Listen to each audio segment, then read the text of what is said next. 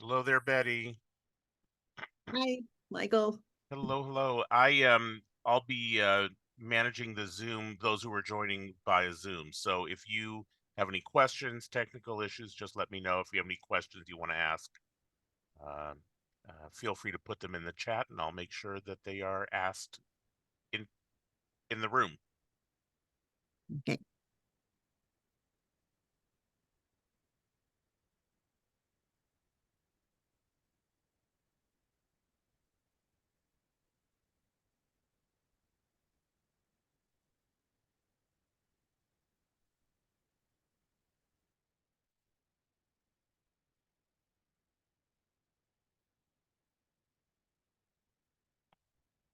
And hello, Cam, as well. Hi, Hello. thanks for helping us out, Dave. We appreciate that, Michael. I'm happy to do so. For those of us that don't have your talents, we really do appreciate it.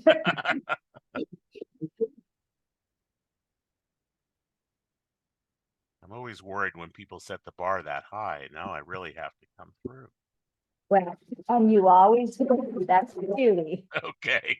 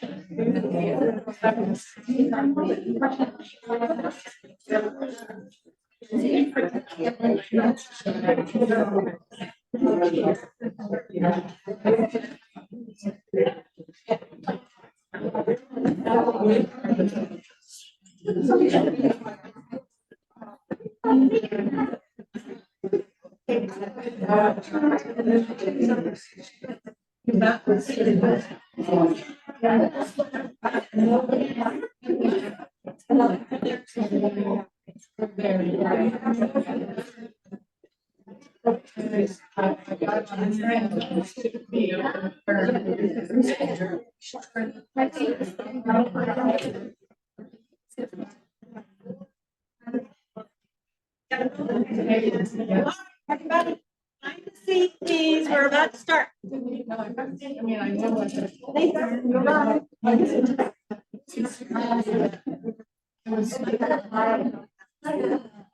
We're recording, right, Michael?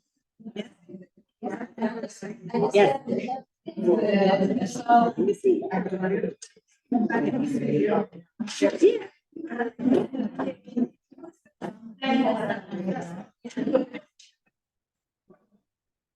So, you were given a form at the check-in or there's one on the table or whatever, suggesting questions for what, charter review, is that right?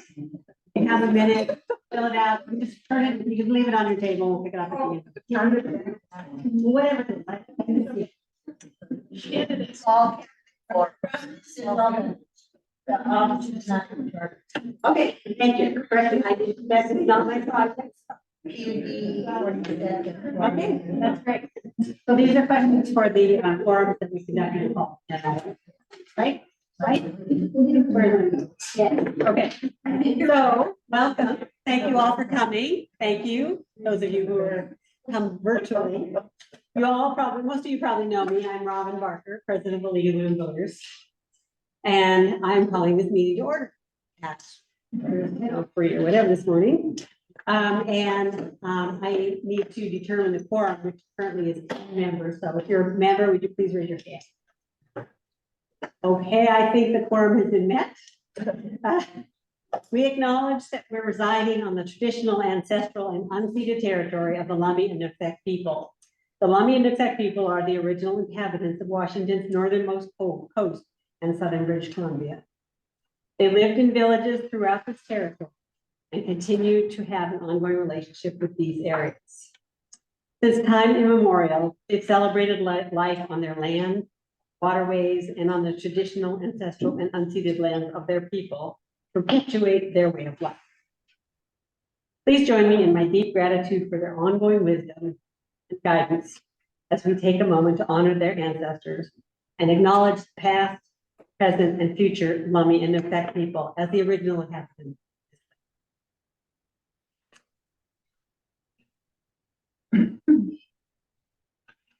So we have the first order of business is to approve the rules. So just let me briefly explain for those of you who were not here last year. This is a hybrid meeting, which means we have members who are on Zoom and also members who are here. And in order to vote on Zoom, people will be able to, our helper, online helper, Michael, will be conducting short polls so that they can vote, right? And here we will vote with a show of hands. So the rules are here. I know you probably can't read them, but that's just what they look like. All the documents relating to this meeting were posted on the web. And when you got your invitation, you had a link to that page that has all. I hope you've had a chance to look at them because we're not going to go through all of them today in any detail. And before we continue, I just want to thank our helpers. Jill, who is driving the Zoom out today, which is recording it has a camera that follows the speaker. So right now it's looking at me. And then it also records whatever is said in this room or hears whatever is said in this room, and it will turn to look at whoever is speaking. And all that doesn't show on the screen right at this moment, but everybody who's on the Zoom part meeting, they can see it. So that's why they can see what we're doing, and unless we're doing a screen share. We are. So if we speak from the table, we'll look at it. It should. Yes. So that's true. Okay, so we need, so I will entertain a motion to approve the rules. So, second, okay. Is there any discussion or questions? So I will call for the vote. So Michael online will do the voting for the people who are online. And here, if you raise your hand, all those in favor, please raise your hand. Opposed? Okay, thank you. So motion's carried. Second, we have 2 pieces of paper. And they all voted 100% online. Okay, and they vote 100% online. Okay, the next thing we need to do. How many people are participating online? I think it's like 5 or 6. 8. 8? Okay. Okay, so next is to approve the agenda.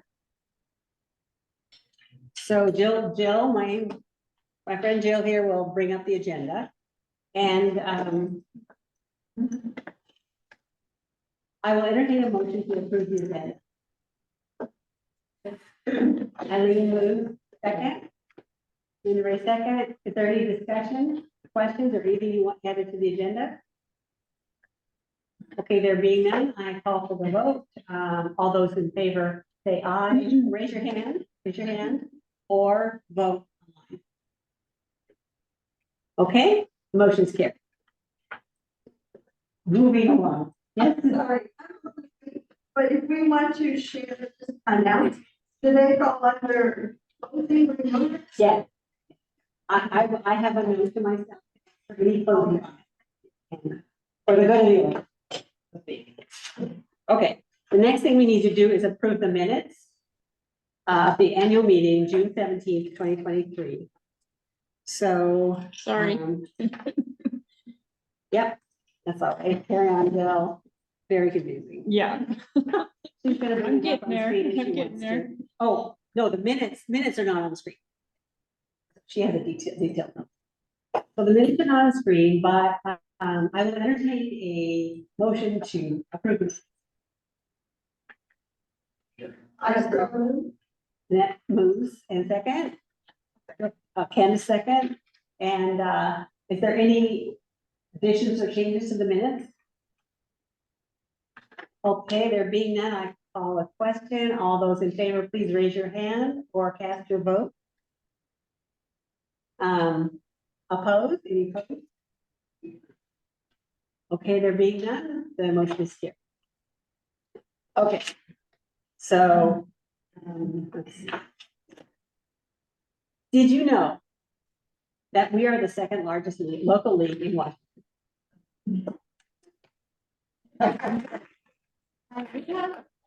230 members compared to Seattle, last I forget.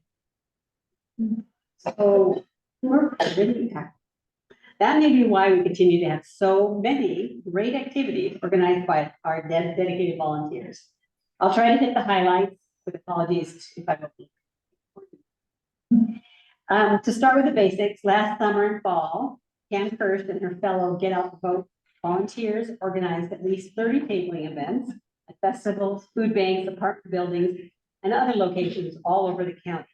And they are already deep in planning for this year's election.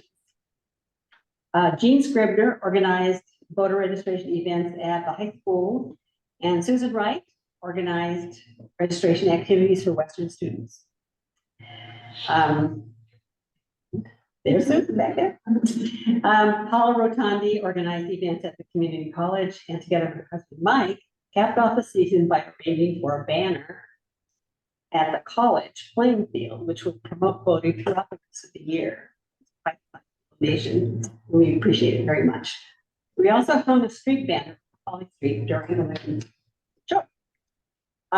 Minda Ray Amaran led a forum team which organized 2 primary election forums online and 12 general elections, some in person for the first time since COVID. In addition to city and county officials, forums were conducted for 5 school district boards by Zoom and an in-person forum on the jail initiative. Once again, Jean LaValle produced the Directory of Elected Officials and Public Agencies, supported by donations from many local businesses. In exchange for promotion in the directory, the Pickford Film Center ran a slide for 4 weeks promoting our forums. The civics education team, led by Minda Ray Amaran and Annette Holcomb, undertook a number of projects, including a series of very short videos, most less than a minute, on civic education topics such as ranked choice voting and the Electoral College for use in our social media accounts, but they're also posted on our website, and I encourage you to go to our website. Check out everything we do about that. Oh, so check out our website. And they're read by volunteers. Siri Hills, who is going to be giving.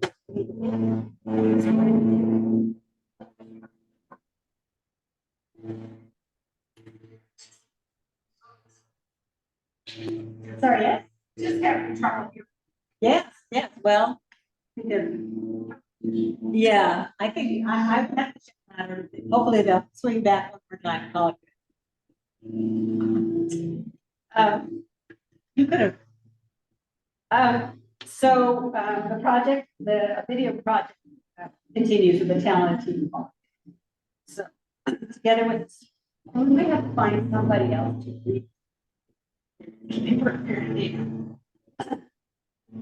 Together with students and staff at Whatcom Community College, the team conducted a well-attended program at WCC on primary range. And I hope our mission teams continue to produce great programs. Possible, were recorded and posted on our website. Continuing their focus on plastics, Jean Freudberger's climate team presented the film To the Rescue, Protecting Life in the Sailor's Sea, to an audience of over 100. They were invited to the table at the Unitarian Fellowship here, the Urban Environmental Fair, with a multitude of handouts and activities. During Climate Week, they hosted a webinar on the effects of plastic on health and other activities. Michael J. volunteered to dress as Plastic Man and appeared at a number of other events in a very positive at our events. Marion Courtney's healthcare team organized a plethora of programs, public policy administration, healthcare challenges, Eastern Washington, Whatcom County, and advanced care planning. Of particular interest were several presentations by staff from Peace, the only hospital in the county. Marilyn was able to demonstrate how to conduct a civil conversation on topics. Recordings can be viewed on the healthcare page.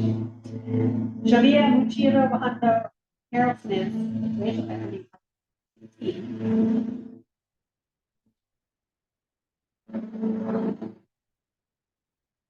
I'm just waiting for the okay, thanks.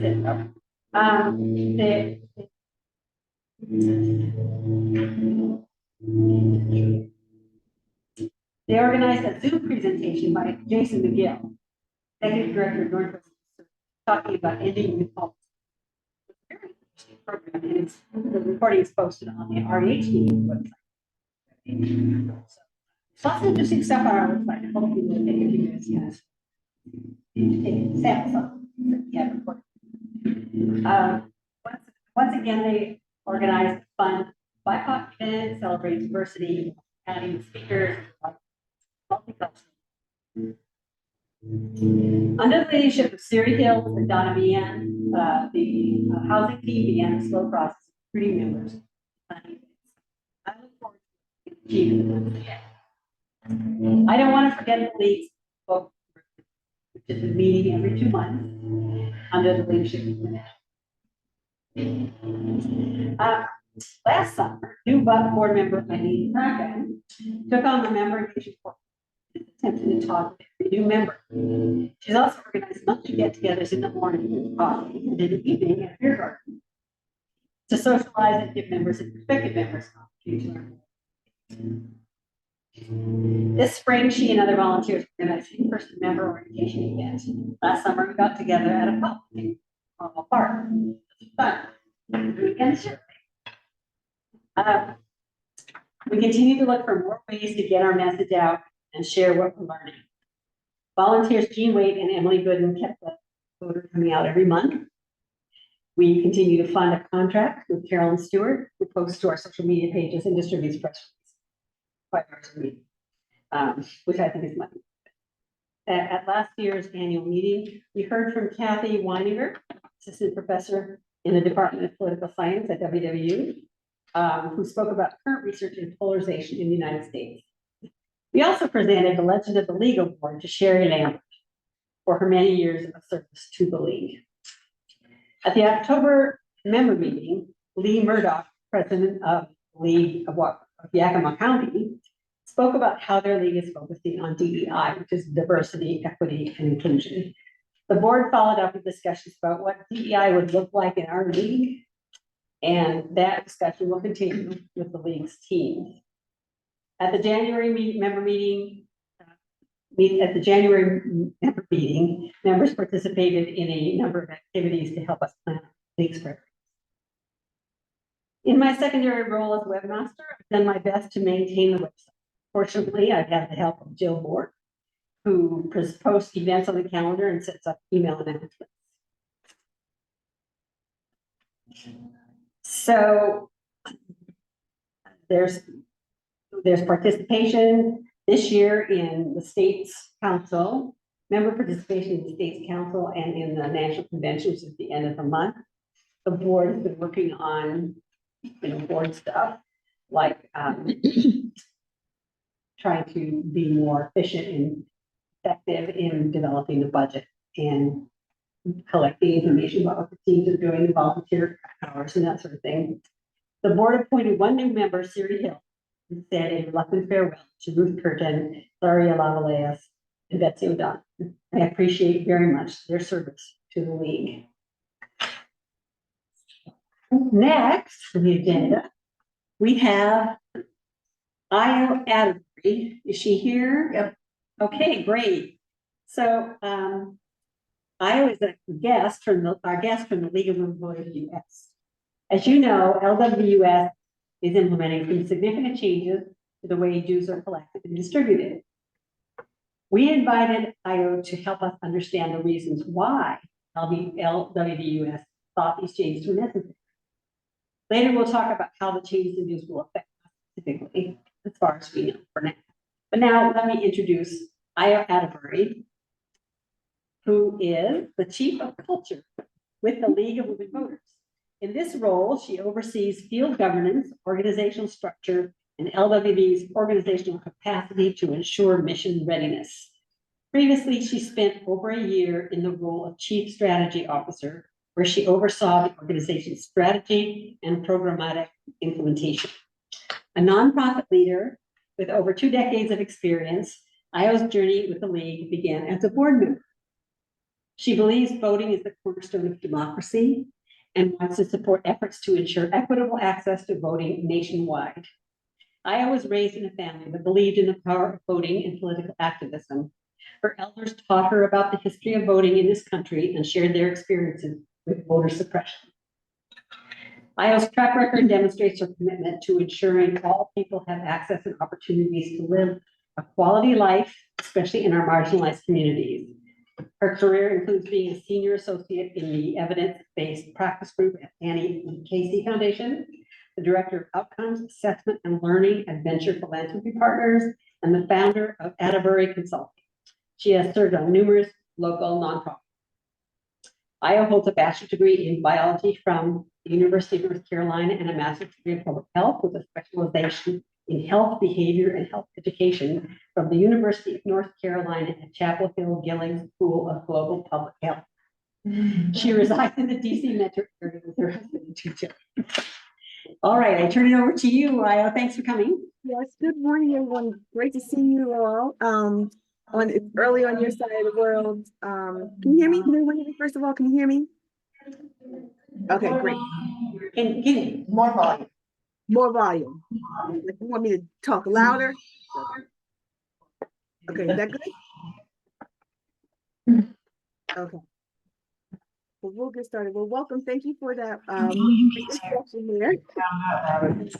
I'm going to share my screen and share my presentation with you all today. And we'll get started. I'll take questions. I think Michael put a note in the chat to answer your questions, ask me questions there, and we'll get to those. So let me try, because technology sometimes is not my friend. But let's see. Let's go. You can do it today, Zoom. Let's see. Are you able to see my PowerPoint here?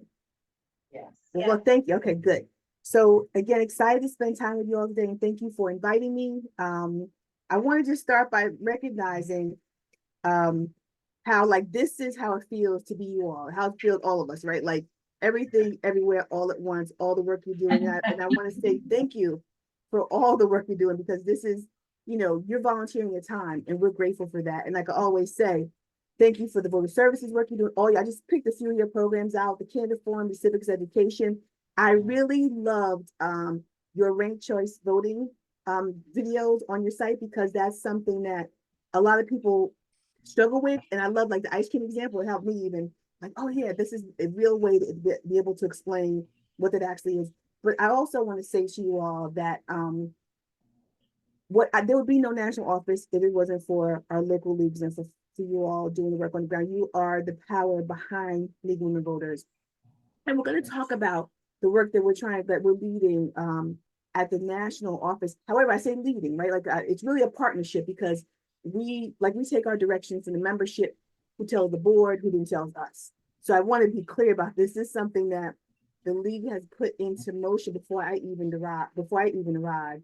And I'm gonna go to the next slide and just start with something with our departed Dr. Turner, who, you know, I miss her. I used to be with her once a month for a particular meeting. So those are more like we would usually meet this upcoming Monday. And so she really loved the league. And she was about the mission. She really believed in the power of people. She believed in the power of all of us to form a more perfect democracy. And she really was a champion for our transformation work. Now we talk about framing the future. So I want to give us, I'm going to go through some theoretical, just give some background, and then I'll and kind of tell you where we are today, and I'll go to questions. But building lead power at every level is necessary to fulfill our mission over the next century. And I think the word power is so important because there was a time where, especially at the beginning of the league, like started over 100 years ago, where the word power was something we shied away from. But we want to stand in our power because that's our leverage as a group. And we're trying to think about how we bring all folks together to make sure that we drive towards our mission and our vision of a more perfect democracy. So why are we talking about transformation work? Why is that important? And it's what I'm excited about. But when we think about preparing the league for the next 100 years, right? There is, it comes down to how we're going to build league power, really. And this means more members, particularly a broader base of members with increased diversity and more resources of time, talent, and funding. So building up league power at every level is necessary to fulfill our mission. The vital work happening at the state and local levels, like I talked about, could use benefit from increased support. Changing the pay requirement will open leads to more diverse, expansive membership, and too much time and talent are spent on duplicative administrative efforts. And I want to say this, I'm going to show you my next slide, this theory of change, but before we go start that, Io, yes. if you could, the speaker here is kind of low in volume, and so if you could speak a little bit more slowly, I think we'll be able to catch everything you say, but you'll need to kind of slow down a little bit, if you don't mind. Thank you. And please continue to hold me to that. I'm from New York originally, and sometimes I forget. Okay. So I want to say that we're talking about like the last point I was making before I changed slides was about too much time being time spent on duplicative administrative efforts. And this is important because this is something that the field has been telling us, the national office, for years. People, volunteers, and I'm speaking to you all, right? You all know because you do this on the ground. There's some folks that do come to the league to do the administrative work. They want to do the roster, they want to do some of it. But a lot of folks come because they want to be activists. They want to be active in the community. They want to do the work. And we are thinking about this as a way to clear the space so that not only can folks be able to, our volunteers, you all be able to do the work, but you have the resources that you need, people, resources, and also we're getting out of the way, getting all the administrative burdens that keep us from being able to actually do the work of building the power in the base that we need for the next 100 years. I'm going to go back to a theory of change just because I just want to kind of put everything together for us. So if you read this from the bottom up, it's our value statement of, you see? Not really, but is it, what can I do to make, what can I do? Like, you can't see it because it's too small? Yeah, too small, but maybe if you just read it and I will point it out so they can see what you're talking about. Okay, let me see. I'm going to try to do something different. It's just going to mess up my notes because I have notes. I'm doing two screens here. Hold on 1 second. Let me see if I Full screen? Yeah. I change my screens. Hold on, let me stop sharing. I'm going to do one thing here. Let me stop sharing and then I will see if this helps. Let me try to do something different. Michael, is there a way to remove the ribbon at the top? Yeah, I'm trying to remove the ribbon I'm trying to see if I can do it on my side. You don't have to worry about that. That's something that Are you using the latest version of Keynote, Io? Say again, Michael. Are you using the latest version of Keynote? It looks like you're in Keynote, are you? Or are you in PowerPoint? Or am I using the latest version of PowerPoint or Keynote? I am. It was doing something. I'm gonna try something. Okay. All right, let me try this one thing. When I try to do, because I didn't have it in slideshow, let me put it in slideshow. The only challenge is once it does that, it takes up my whole screen. Let me see. And I can't see anything on my end. So that's, so I'm I'll trying. share with you afterwards, Io, how you can make it so you can see both, but another time. Okay. All right. All right. Well, let me do this for now. What we're going to Yep. do, is I'm just going to put it in the mode. Let me try something. Hold on. Sorry, y'all. Thank you for bearing with me today. Let me see if I put this on. I'm going to go back to the slide I was on. Is this helping? Is this any better? That's where it's on. It's actually where it's. Now we see the presentation view, Oh, presenter's okay. view. So let me see if I can see it. All right, let me see. There you go. Can you see it now? Now go to present the. Okay. Oh, it's showing for still something so weird for me. Yeah, All right, I know. slide. Is it showing anything? Because it's show, you know what it is? No, Let me see. go to the lower right hand corner next to the volume, and then you just click on that over. Here. Go to the left. There's an icon there. Click on that. Okay, slideshow. It's still not doing it. You know, I have two screens up. Let me try something else. Sorry. Thank you. Okay, let me stop sharing. I have two. It's showing up really big on one. I'm sorry, one more time. Yeah, It's showing up yeah. really big on my one screen. There. Can you see this? Is this now? Can you There see? you go. Okay. Perfect. All right. Now switch. Can you still see it? You can still see now the slideshow? Yes. Okay. So I have the problem is, thank you all for bearing with me. I have two screens up and it was going to a smaller one. Okay, so here we go. Is that much better, everybody? Wonderful. Okay, thank you. Thank you all for seeing. It takes a village, right? It takes a village. All of us together. Okay. So here's our theory of change. Now, these are all the things you already know, right? We're just putting them together in a way that helps connect all the dots. So at the very bottom, you have our value statement that we believe in the power of women to create a more perfect democracy. And it includes men too. Michael, we're not excluding anyone. We're going to the place of like, who's a community that has been mostly, marginalized. And we're talking about including them, and that brings all of us up, right? We're going to empower voters to defend democracy. And we're looking at this part here in the yellow is part of our we talk about our strategic framework that we use at the national level. So two of our big goals are build capacity to advance our strategic focus and then grow a healthier, more inclusive lead network on the right. And on the side of those are our big program areas. On the left side, you see where the capacity to advance our strategic focus, our impact voter access, which is around the work that you do voter education, voter access, civics education, and people power fair maps. You know, that was our gerrymandering work that we were doing. So those two. On the right-hand side, under the grow of healthier, more inclusive league network, that's where a lot of what we're talking about today is about how we're going to rework the league internally and transform to be able to help us be sustainable for the next 100 years. So we have a DEI commitment. I heard you all talking about that earlier, about the ways in which we're all looking at that. And we know that that's something, it's a values of ours that is coming under attack in some places, but we understand that in order to achieve our mission, it has to be a part of how we do our work and our commitment. The transformation roadmap, which I'll mention in a little bit, that probably if you haven't seen that, you can find on the website, but it is the precursor to what we're talking about now. And I'll talk about that in a second. The framing the future is where we are right now.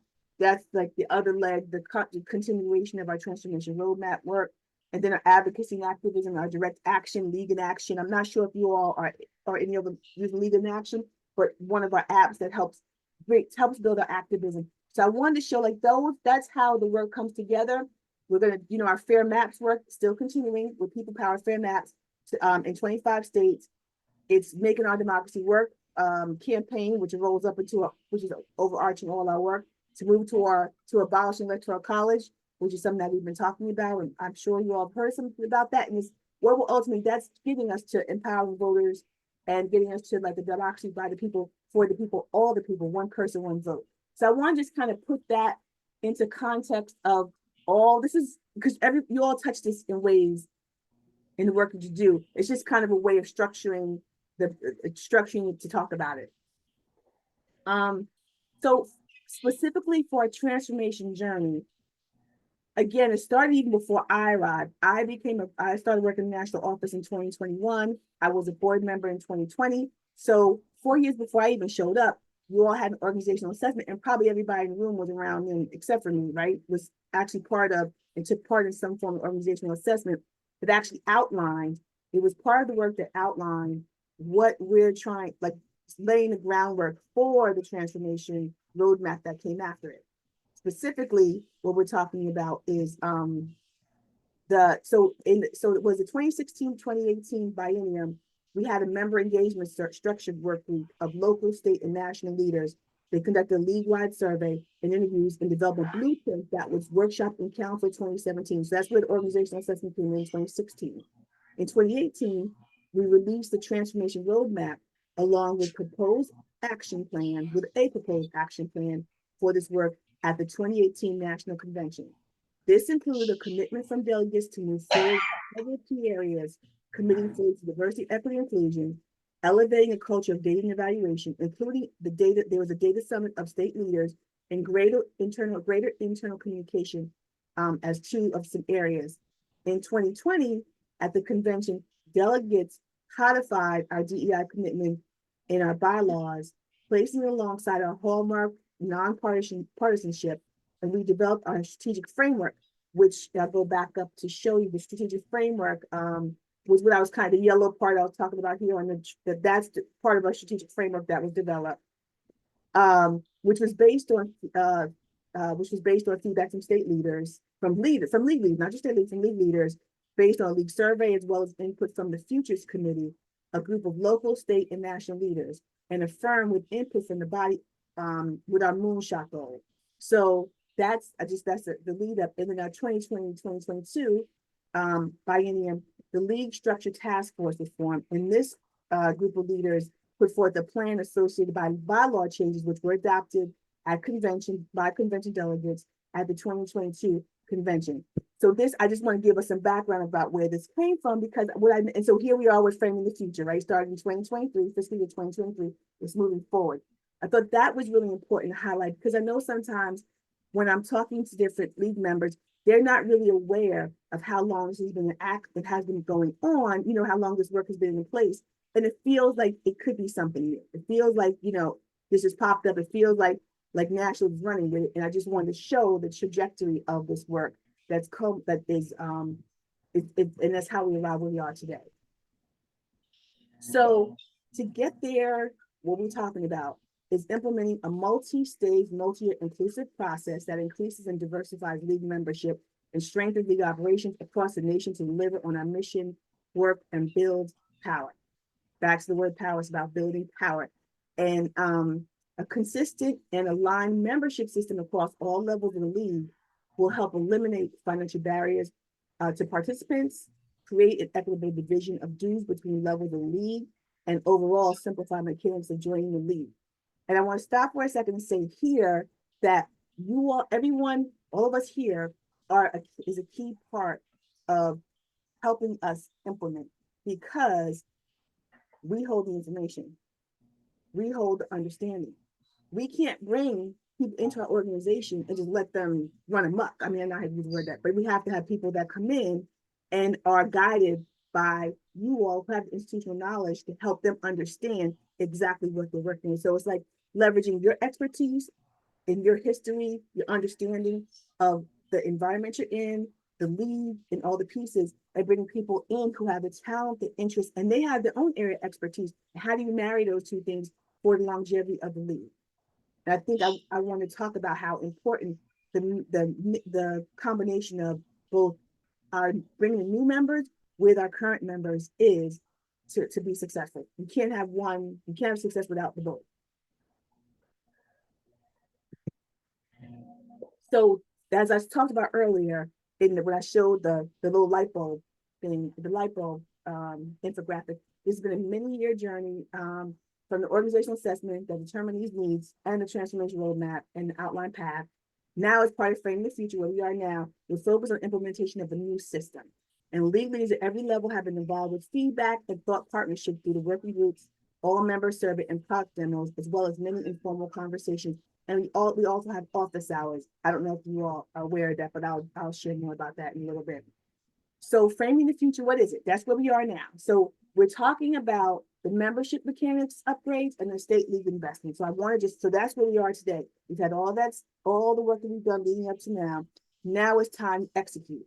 And we've been trying to do that. So the membership mechanic upgrades, the system must make it easy for people to join wherever they encounter the league, quickly and easily connect members to their state and local leagues, minimize the administrative burden on leagues. The state league investment is moving to increasing their capacity to serve as effective, vital parts of leagues' grassroots power and strengthen empower voters and defend democracy, and relieve the administrative burden on local leagues and eliminate redundancies. And I want to say again, we're playing back, and what's been coming up this is what we've heard from leagues about what would make their lives easier, what could make us more successful, or to continue to be successful, right, as an organization. So the future state, just a little more about the future state league. Will be collected because we select a chapter spot. Through the chapter spot and distributed to national, state, and local leagues. LWS receives a third or less of the total net membership revenue, at basically a third. And it's going to, the rationale of centralized and automated collection and distribution of funds will allow all leagues to forecast more easily, track key data, and reduce the administrative burden for national, local, and state leagues. The second line, leagues will adopt chapter spot that streamline dues collection, distribution, renewals, and provides a user-friendly experience for new members. The new system will make it easier for members to join, renew, and engage the league, which ultimately will expand and diversify our membership and reduce administrative time. The unified due structure, where all leagues adopt the pay-what-you-can model, is prescriptive dues amounts will cease to exist, and the amount will be recommended. We've recommended an amount, and I'll talk about that. This will reduce the barriers for membership and standardize how dues are collected across the country. And so I will stop there for a second and see if you have any questions. I'm happy to move on, but I want to just make a couple of things clear here. When we start looking at this is based on all the data that we collected. What we noticed and what we saw was that on average, we have 4,000 people come to 4,000 unique users come to, 4,000 folks come to the website, the national website, looking for membership each month. And roughly 700 of those folks actually become members. So we're losing about 3,300 members. Why, might you ask? Is because in current state, the way that you join a league is just based on however that league wants to do it. Some leagues have it's totally like virtual. You can just join through the website. Some leagues you have to actually go to the website, download a paper, complete it, and mail it in. And some leagues have a mix. And what we found out, I think what they said was 3 clicks is like the maximum you want to have for people to join. We have some leagues where it takes 6 clicks or more to actually get to the donation, to their join page. So by centralizing, making it so we all are using the same system in place, it helps it'll help us capture more effectively folks who want to join versus losing people in the sauce because they have such different experiences just trying to join.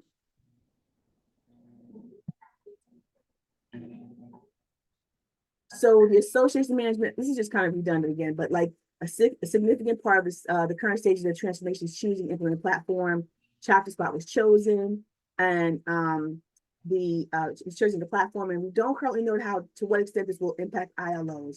Current due structure remains the same. So our ILOs, because they're interleague organizations that are made up of local leagues, they will still continue, however they do their dues, they will continue to work that way, but it will be the same for everyone else. I mean, that's the only thing everyone else will change in terms of how the dues are working to meet the 33% coming to the national, 47% coming to the state, 20% coming to local leagues. And I'll also drop some links, because all this can be found on our website as well. So I'll drop links in the chat when we finish, so you can actually go see a lot of what I'm talking about right on the website. And yes, this information may be helpful more broadly for the state and local leagues you're a part of. So I want us to go to engagement. So how, again, I talked about, Yes. yes. Just a second, just in case. people in the room couldn't see it. Michael was pointing out that ILO Oh, sorry. means interleague organization, is that right? Yes, sorry about that. Yes, sorry. And acronyms anonymous over here. I gotta do better. Thank you. What is an ILL? What's an example of an ILL? Are you talking about a local league? Yeah, so some see, there's only like 5 in this. I think there's only 5 across all 700 leagues we have. So like I put it in there because you get asked about a lot. But some states have what they call an interleague organization, where local leagues come together and they actually operate as a level between state and local leagues. I But see, it's okay. not commonly used. I probably should have taken that down since you all don't have it. It can be more confusing, but I do keep it in there because some states have them. I know New York has them. I can't remember what other states, but it's only a handful. So it's not, but we do get that question a lot. That's why I put it in there. But I should have spelled out interleague organization. Sorry about that. That's what it is. And going to any other, is that clear that up? Yep, I think so, thank you. We don't have them in Washington. Yeah, so that's yeah, I should have taken that down. I didn't think about that. But for the engagement I want to talk about, we had working groups in the spring. We had all member survey. We had Delcor and IT consultants and the system help us with selection. We had local and state league leaders and members input. We have office hours that happen monthly. There won't be any in June because we're gearing up for convention, but starting in July. It's the third Wednesday of the month from 3 to 4 p.m., which would be 12 to 1 p.m. your time. We have a league brain trust where you can sign up to be a part of. We have questions that go out to help inform us along the way, and you can join us. And also the office hours, you can come and get the latest updates and also ask questions. So I will drop links to both of those in the chat. So when I'm finished, you can go right to the pages and sign up for all the things. So the dues split. I wanted to say, and I think everyone's heard about this by now, but there's no longer fixed state and national PMP amounts with per member payment. Each league level will take a percentage of the member dues paid as voted on at the 2020 convention, and the net revenue collected through membership dues will be shared by the national office, the state leagues, and then the members local league, or the MAL, the member at large unit. Allocation to LWS will not exceed a third. So we're getting 33%. And percentage stays the same when members pay less, more, or equal to the recommended amount. We have recommended amounts. Oh, sorry, let me back up and say, okay. So I don't know if I put the recommended amounts in here, but okay. I hope it's, let me see if I have it here. I did. But let me just tell you what the recommended amounts are. It's 30, we're recommending that the floor is $20. And the floor is $20, but we're recommending you pay $75, but no less than $20 to join the league. And that's for everyone. And if you pay above, we're gonna have additional areas to pay like 100, 150. I think we agreed. We're still deciding that. But anything you pay in membership is split 3 ways. The national office gets 33%, the state league is 47%, and the local league is 20%. And we came up with this amount when we looked at the dues rates that were that currently had. What we saw was this. What I'm showing you now is how we looked at. We took the membership in 2022 and looked at how much we received in PMP to national office, how much was received at the state league and the local league. So you'll see on the left, at national, we were getting 50, we were moved from 51% to 33%. At the state level, this is on average, right? It went from the state league is getting 37% to getting 47%. And the local league, on average, state league, local leagues went from getting 12% to 20% in our new model. And that's why I chose the new model, because we got to see that while we took a hit, we took almost a $650,000 hit.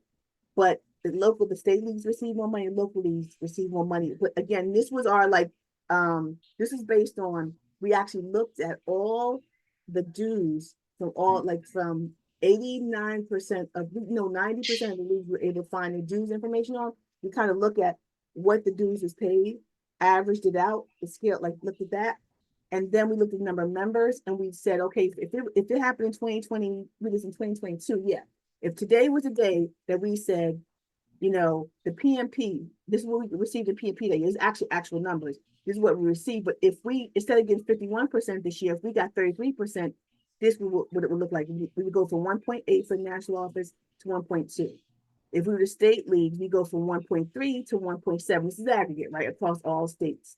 If we were the local league, we go from 427,000 to 729,000. So we looked at that, and again, that was based on the dues amounts we saw. We actually, in a member survey that we had last spring, we asked folks, how would you pay $65 or more? And 80% of folks responded they would. So that's how we came up with some, with these numbers that we're sharing, and this is how we came up with this amount. And let me say, we will start off here. This is a starting point, right? Of us predicting and trying to forecast what this will look like. We'll know after a year of implementation if this percentage makes sense or not, and we can reassess it anytime. We've also agreed that for leagues that if they're not able to, we'll make them whole in the first 2 years if they aren't actually in the green around dues specifically. Because what this doesn't consider is people have all kinds of fundraising arms. This is strictly about the dues, membership dues. Does that make sense? I'm saying everyone. I understand that. She said that the league will, I'm gonna repeat what you said a little bit, Io, because it's hard to hear in here. She said that National will make whole any leagues that suffer severe loss in dues. Is that right? Yep, in the first 2 years, like the first 2 years we do this, if you are, yep, we'll put you back to where you were prior to change with those first 2 years.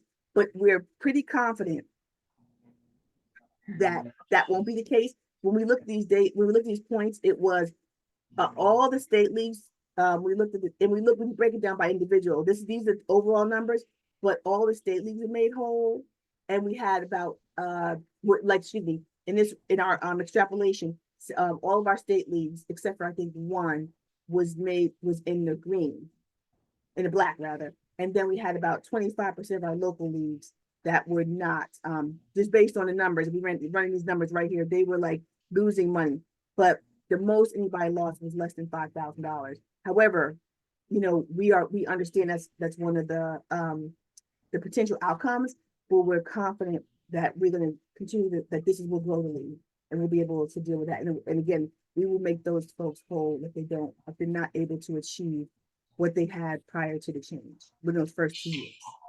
I see a question here. Did you want to ask something? Yeah, I was just wondering if they're anticipating that, or that's happened because it's gone to pay what you can. Well, that's very hard to predict. Pay what you can. So they're looking at we charge our dues are $66, and their recommended dues will be $75. And it's impossible for us to predict how many people will pay less.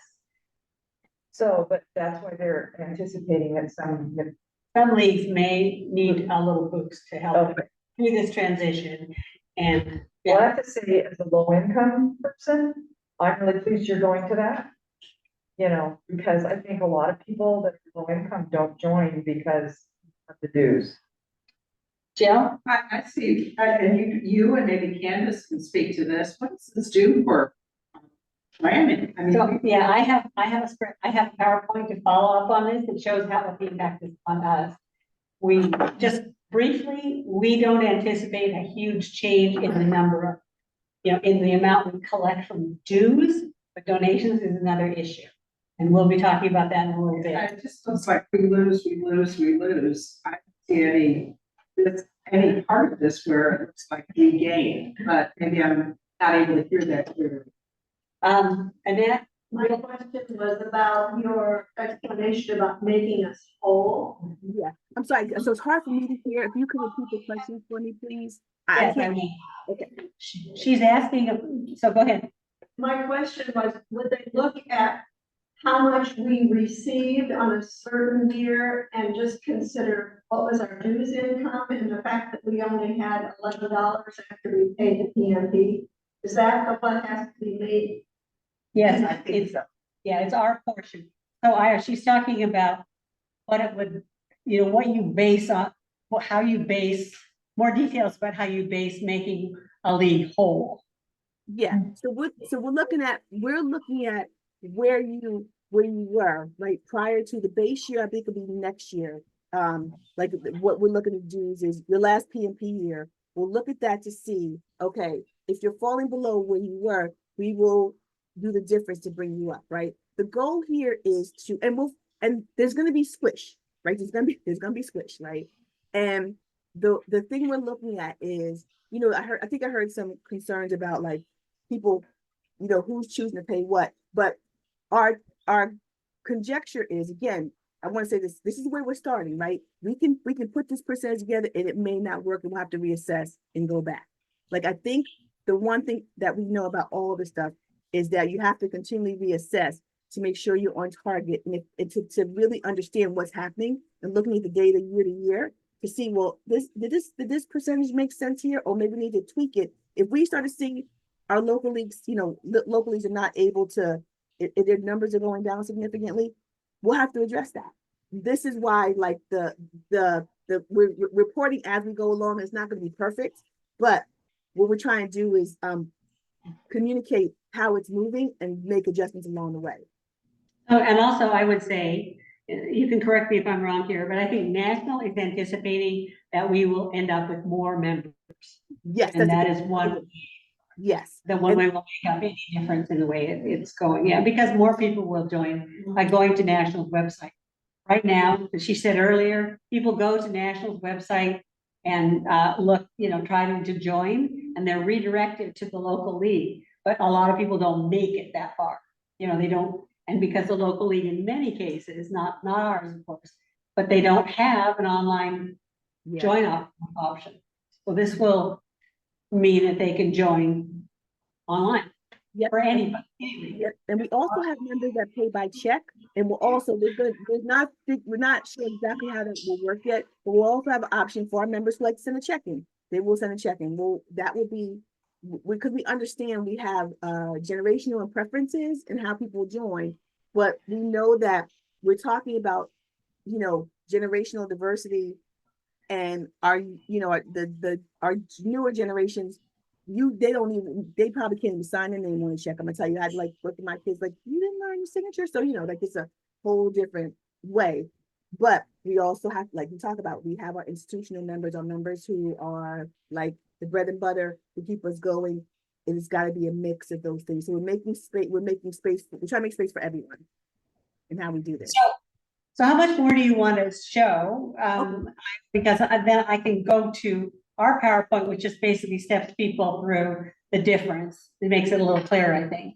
Okay. So do you want to go ahead and finish your presentation, and then we'll take more questions after the end of that. I think I just want to talk about the order and then you can join. We talked about this. We'll talk also. Let's talk about, we're going to do national. We're going to get to when we'll do national membership drive. So we'll be looking to support our local leagues and actually finding members as well. We're moving in that direction as well. So it's not like, hey, here's the site, you're on your own. It is, here's a tool to help us keep, so we're all unified in the way we work, and that supporting that collectively. So that's just what I want to say. I think I have one more slide. This is just a more. Yeah, previous screen, because I thought that was helpful. Can you go back on screen? Oh, okay. Let me see. Okay, hold on. Okay. So one more. Okay. One more. Yeah. Okay, so these are features of this. Auto renew. Join from any site, which basically means if you go to our website, there'll be a join link that will go transfer over to National, and it will just hook directly into their membership join process. And the National membership drive, so they're going to actively recruit more members nationally. And the pay what you can model, which means, we're trying not to make the cost of dues an obstacle to joining, especially for the. Have I got that right?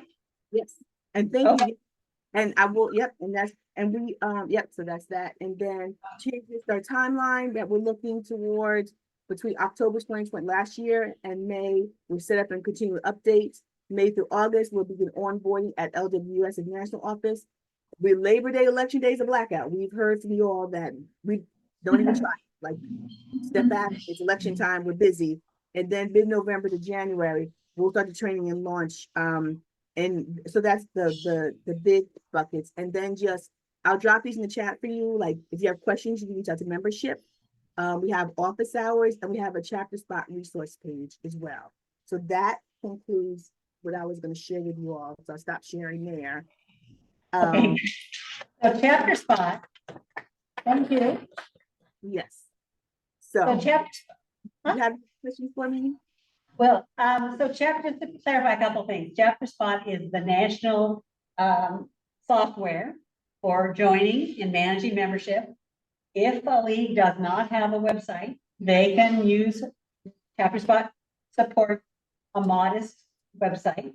But those of us who already have Express, our own website, our own member management system, we will be connecting to national. We don't have to give up our website to do this. We'll just continue. So, and I think the Club Express supports our website. They are working on a model where the membership information from national, from Chapter Spot, is then transmitted back into our database. So we have access to our members locally as well and can communicate with them like we do. Okay. Yeah. Yes, and it's a share. One is just one little small clarification here. It's like you will determine who in your league will have access to data, because you'll have access to data the same way we are. We're shared. So Right. we're all shared in the same space, and we're actually getting information. If there's a league brain trust that you can join, that is a like a group that we email questions to that we have along the way to get feedback. We invite anyone to ask to answer those questions. There'll be more surveys and things going out as we continue to develop this along the way. Okay, well, I'm gonna bring up, thank you very much for coming. I'm gonna ask Michael, maybe can you snip out this part and we'll post it on the website so people can get some more information about it. They go back and listen to it again, for example. Is that possible? Absolutely. Okay, great. And then, because you didn't hear it very well, but you're interested in hearing it better, we'll put it on the website so you can hear it. But why don't you, Jill, why don't you bring up, you can leave any time, but I'm just gonna bring up a little PowerPoint that kind of explains how this will affect us individually. So that's right. And so just gonna.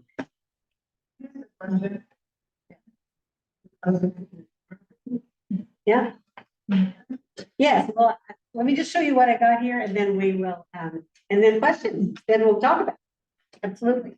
So if you want to click on the slideshow, you're gonna have to move that panel away from the top a little bit to find it.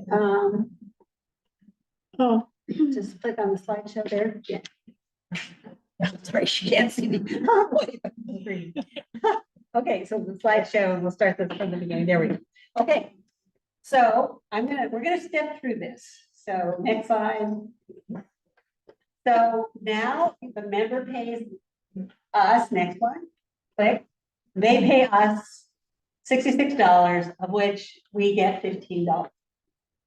And then we send $32 to LWS. And we also send $19 to LWV Washington. Right? In the future, the member will pay hopefully $75. And that all goes to LWUS. And there they keep 33% or $25. And then send us 20%, which is $15, 20% of anything that's paid, and also $35 to LW Washington. So for us, for each individual member, assuming this all goes well, it's kind of a wash. We'll probably get the same amount of money. But for the state, as you can see, it's going to be a huge increase. And the state desperately needs it to protect. So this is donation. So if they donate $100 at the time they renew, we keep that $100 because it's donated to us locally. And then in the future, if they pay $175, it all goes to LWUS, and then we get 20% or $35. And they keep 33% or $58. The state gets $82 or 47%. So the biggest issue here for most leagues is, I don't know if I was on the screen or not, but has to do with donations, especially for us, because we use Club Express and we ask people to donate at the time they renew a job. And so this is the big question mark. I sent out a fundraising letter about a week ago Because, and it's the first time we've done this in my tenure anyway, we've asked people to donate. And the reason is because we're trying to kind of build up our donations at this point. Because we don't know what the donation process is gonna be like and in the future, how that's going to affect. So that's the biggest question mark. Let's see, but just before, I'll take questions, but just one more slide. There's no household membership. So if you want to join your spouse to join, you know, they will join, but they can pay whatever they want. You can pay half, 10% or 20, you know, $20 or whatever you want for your spouse. There's no student membership, but students can choose to pay the minimum of $20. We are talking about, so we are talking about, one of the things I know we as a league are interested is offering scholarships, even $20 might be too much, in which case we don't know how that's going to, because everybody's joining national. So, okay, let's move around the room and let's see, Nancy, you have a question.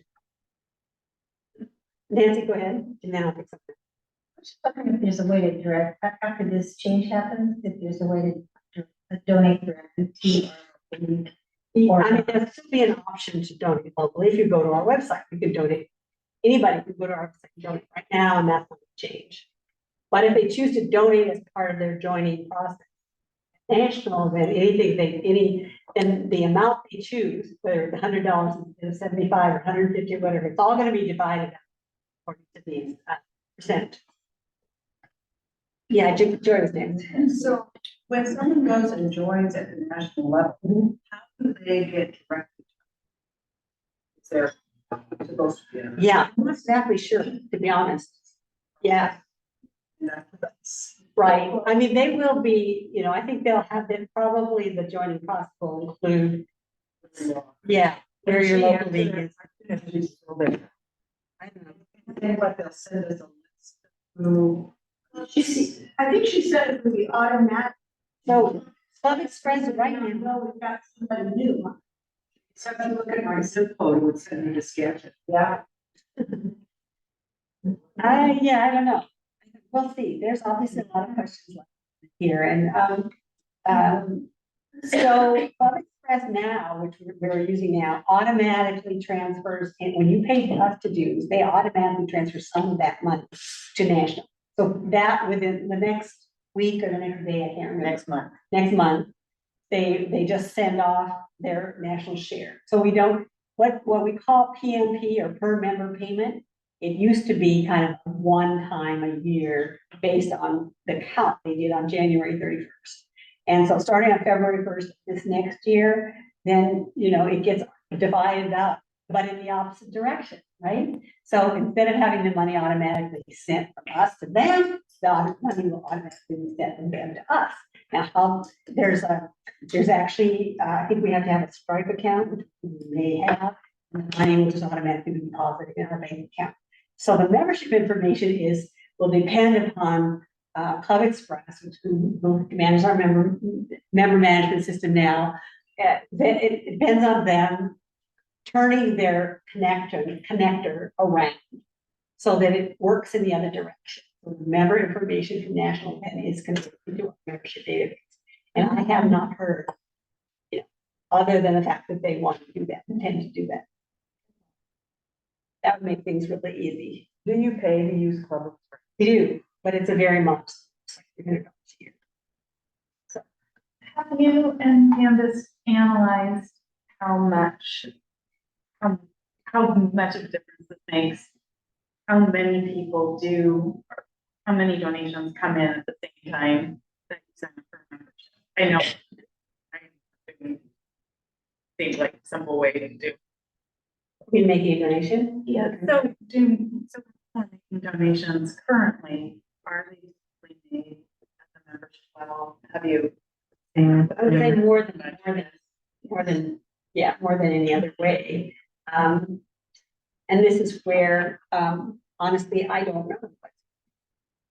We did a pretty close evaluation of what we are doing now, what we did, let's see, I think this was February 2023 to January 2024. We kind of calculated how much money we collected.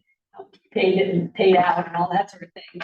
And try to figure out what to budget for membership dues for this year and ended up coming out pretty close to what we're doing for. So I don't think the membership dues are the problem.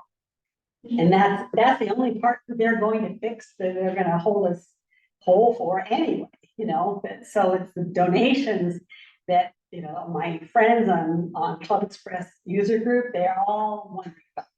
Everybody's worried. I think Joy was next and then Annette. You know, typically I donate to causes monthly. I sign up for monthly donation. Are we, did that, are we gonna do that? Yeah, you know, I attempted to turn that on for Club Express and there was a problem because they, for some reason, they couldn't remember the credit card. That's the essential part. So, you know, they didn't have the full credit card information, so they couldn't do it. So we gave it up at that point. As far as national goes, I don't know for sure, but I'm sure that what I am sure is that they will try because you're not the only one, sure. Yeah, but I don't want to be national, I want to be part. Well, you can always go to our website, you don't need there. But on a monthly basis. That's- Well, then I'm gonna, yeah, you want me to revisit that? I just love, because that's. Okay. It seems like a good idea for people that do that. Yeah. It might bring in more revenue that. Let's see. I captured it. Okay, thank you. All right, thanks. I didn't take notes from you. Thank you very much. And I think Annette had the next question, unless I missed somebody on this side. Is there anybody on Zoom? Oh, Annette, and then if anybody's on Zoom, no? Okay. All your spare time, you'll have some from. We appreciate you investigating and automated payment. Yeah. That may be easier to. Yeah. Any mistakes? I appreciate the recent, just email to us. Is coming up and inviting us to renew now and make a donation. And I think it's great that this year, every time on the voter, there's an opportunity and a request to make a donation. I just think that this league needs to do more to make members aware. In order to do the things that we need a little bit of support. And you want to make a note of that? Especially when you think we get $15 from your $66 membership. $15 is not a lot for all that we do. So we do depend on when you renew, you add $100 or you add $200. But you don't have to do that with this new system. Well, I don't want to undermine national hero. Yeah, right, exactly. Because when we planned this program, we were trying to do to kind of raise awareness and hopefully raise your spirits a little bit of what the change is. So we could get behind it as much as we could, because it's happening. And I do hear about concerns, I share. I will say that there is good work that happens in the league at the national level, the state level.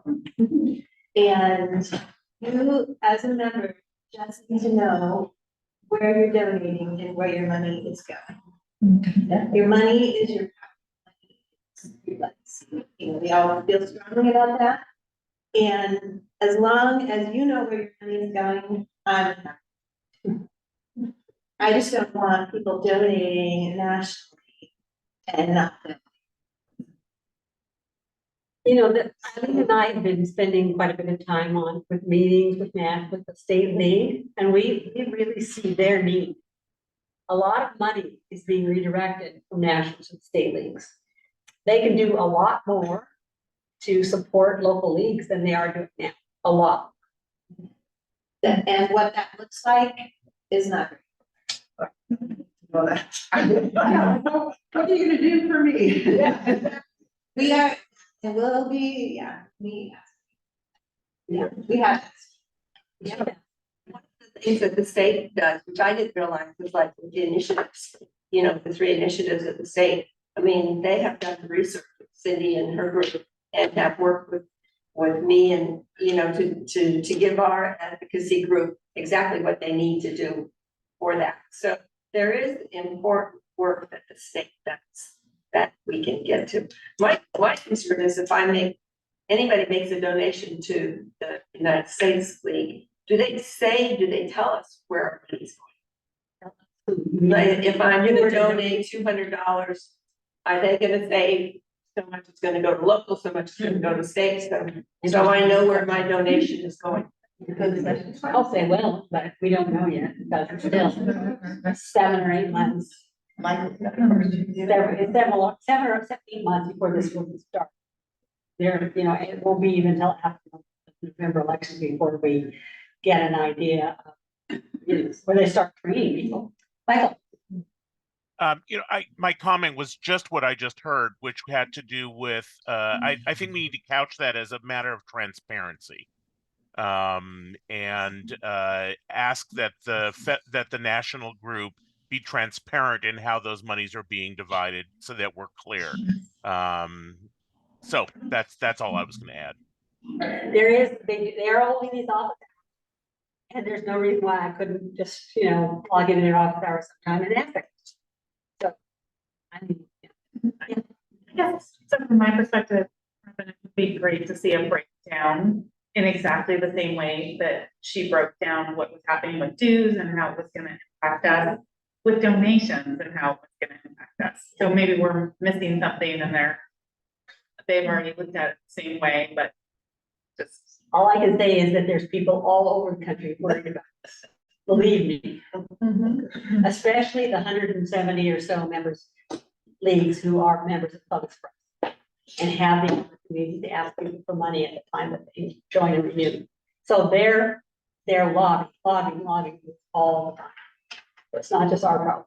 There's a lot of people, a lot of leagues around the state that's worried about this. Nancy? Just to recommend that on your website, this be like front and center. When you renew, this is about to do. And if you want to like the local chapter, keep that up. Yeah. Yeah.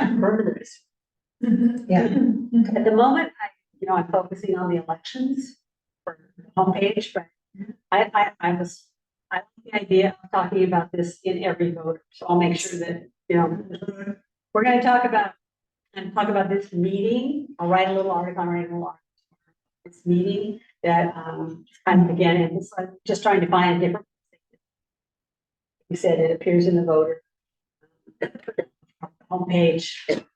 I'll have to think about that because I don't know, this summer, God willing, I will have time to update the website.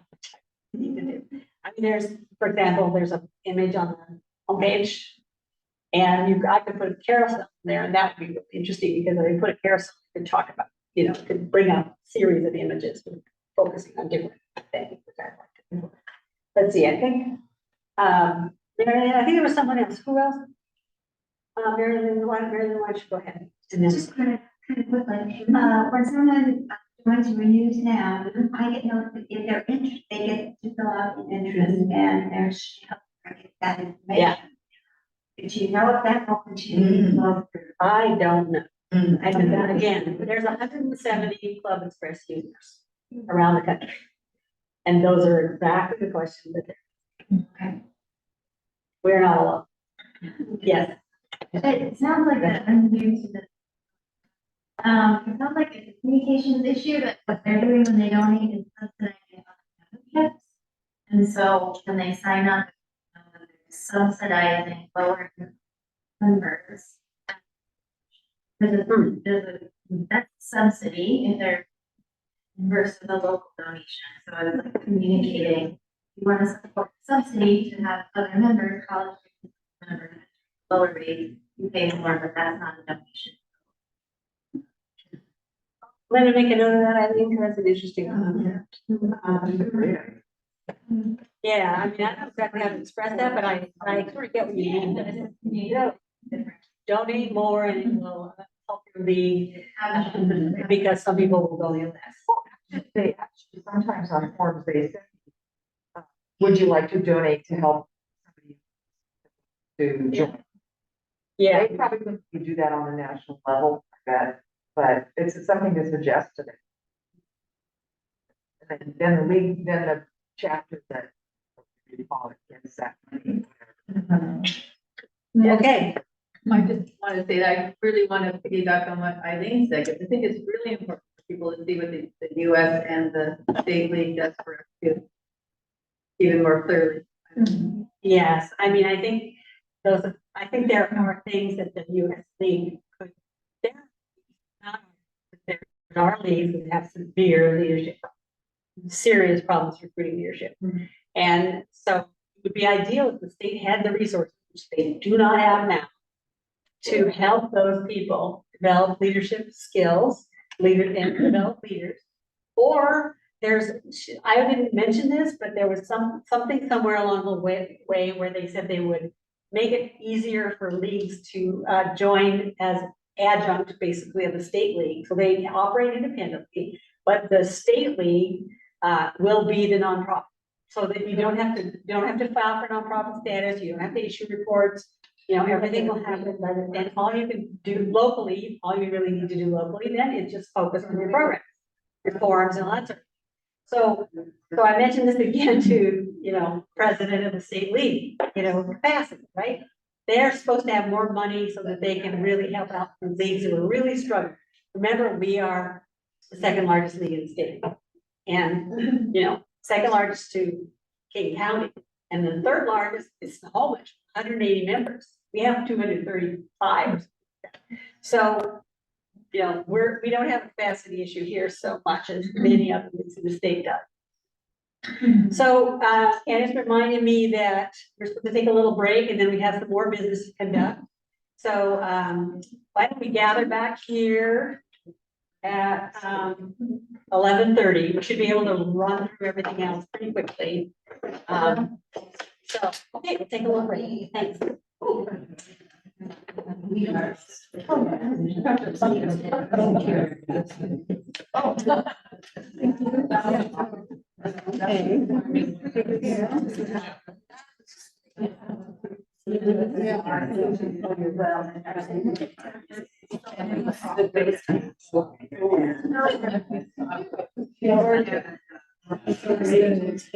Yeah, and I talked to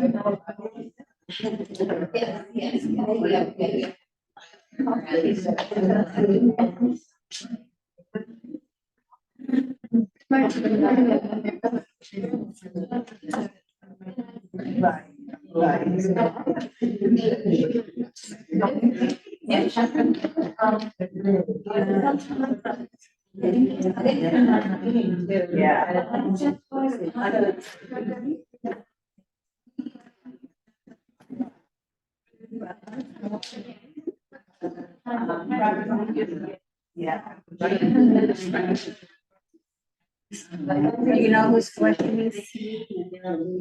Robin, but you could just set up here. Thank you.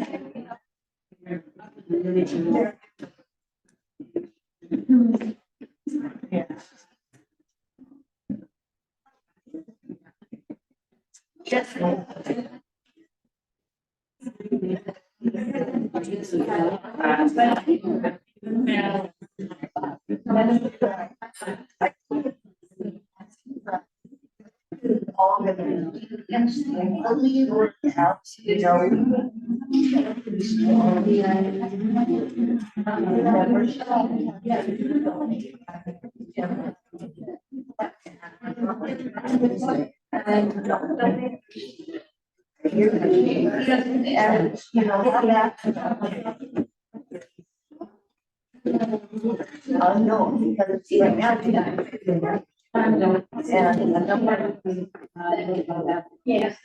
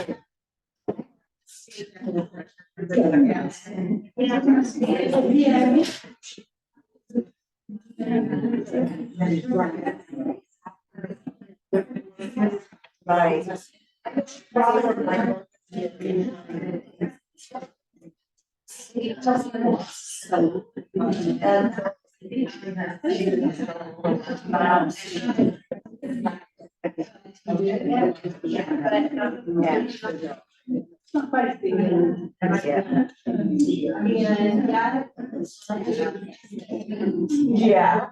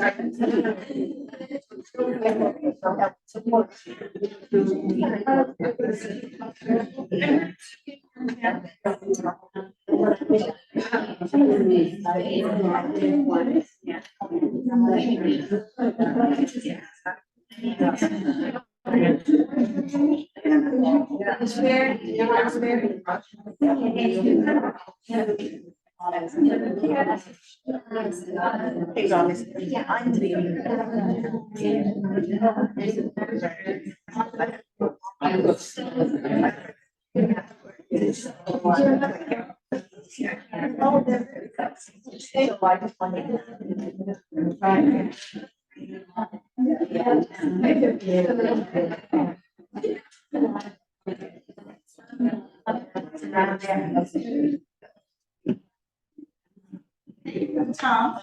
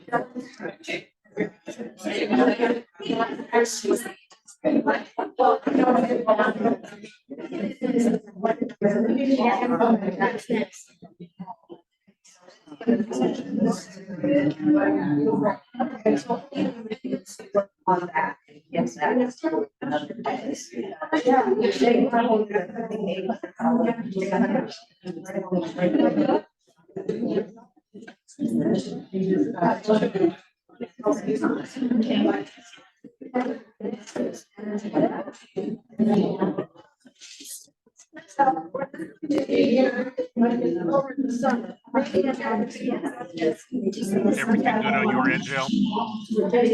Yes. Yeah, I think everything's good here. We went from I think we had 13 people at one point, and it went. I think we're down at 5, including me. Wow. So just letting you know. Is that typically what happens? Not. I don't think so. We lose. There's usually some attrition, but I think it was hard to hear. Yeah, So. I agree. And the mower didn't help. Yeah. Okay. Are you ready? Whenever you guys are, I'm just I'm gonna go back, mute myself. Okay,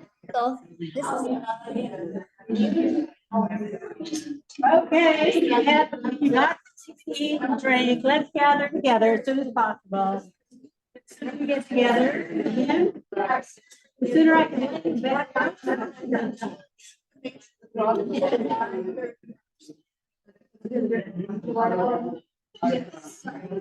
And so.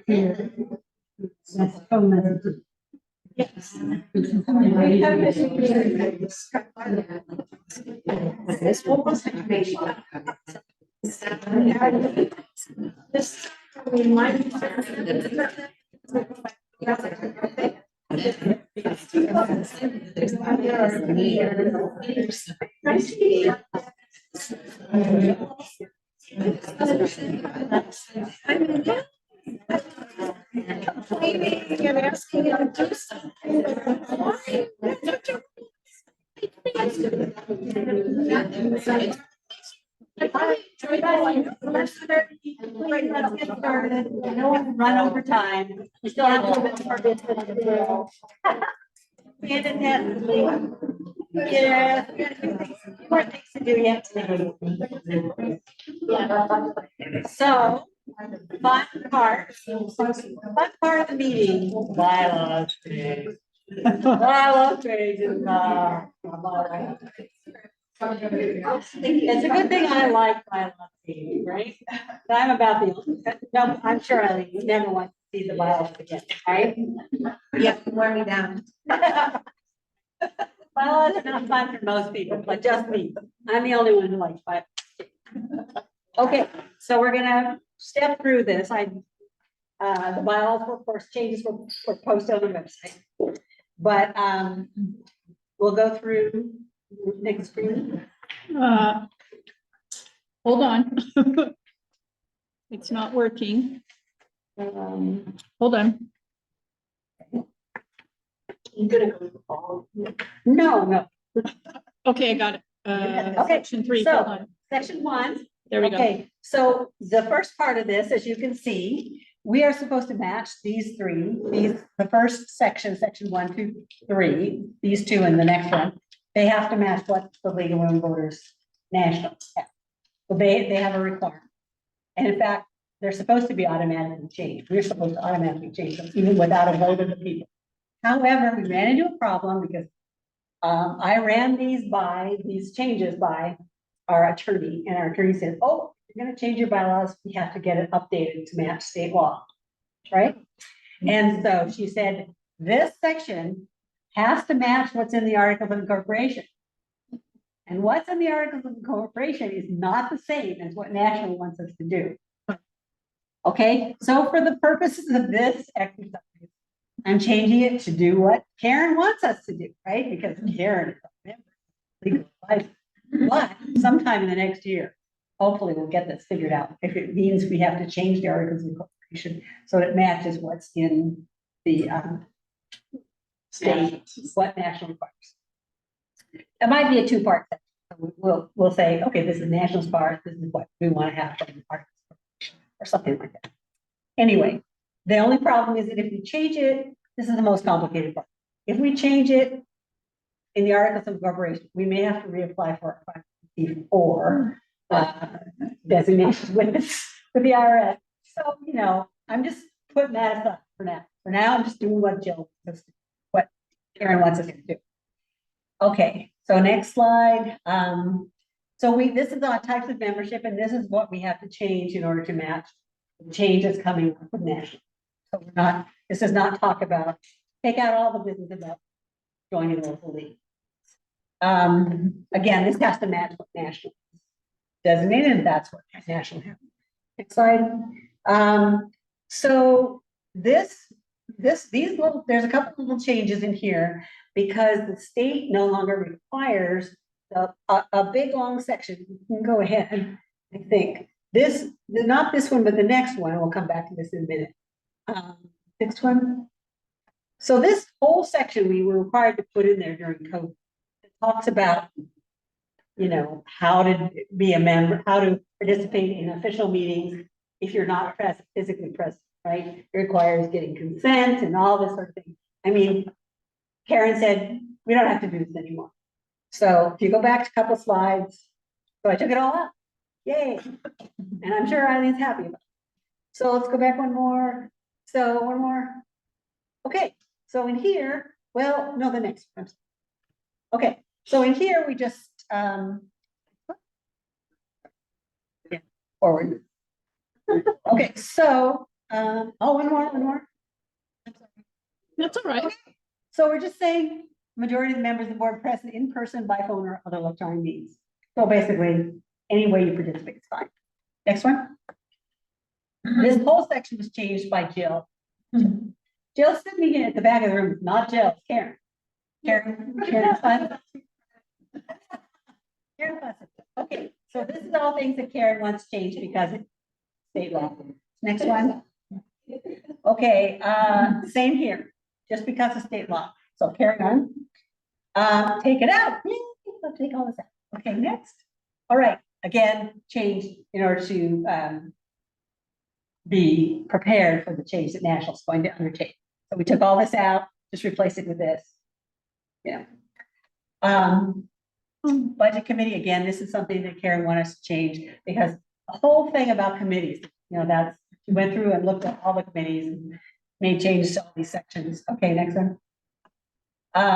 Membership meetings. Okay, so this was something that the board agreed to do. We just wanted to clarify the difference between a program of work, which is it's defined later on in the bylaws, and a strategic plan, an update, and or work plan. So today we're voting on a work plan, and this is something that the board has developed and approved and given to you for your approval. Now, you know, we don't have to, this isn't required. I'm giving you the option. I'm giving you this so that you know what the board is planning for the upcoming year. A program of work, which I'm trying to define a little more clearly here, is something that the a group of members want us to do. It would be a study or an educational program or something. It's not from the board, it's from the members. So we don't have that very often.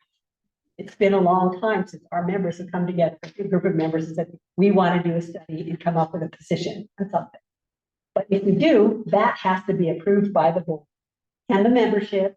And there's a very structured process on changing changing it and so forth. So that's all defined later on in the bylaw.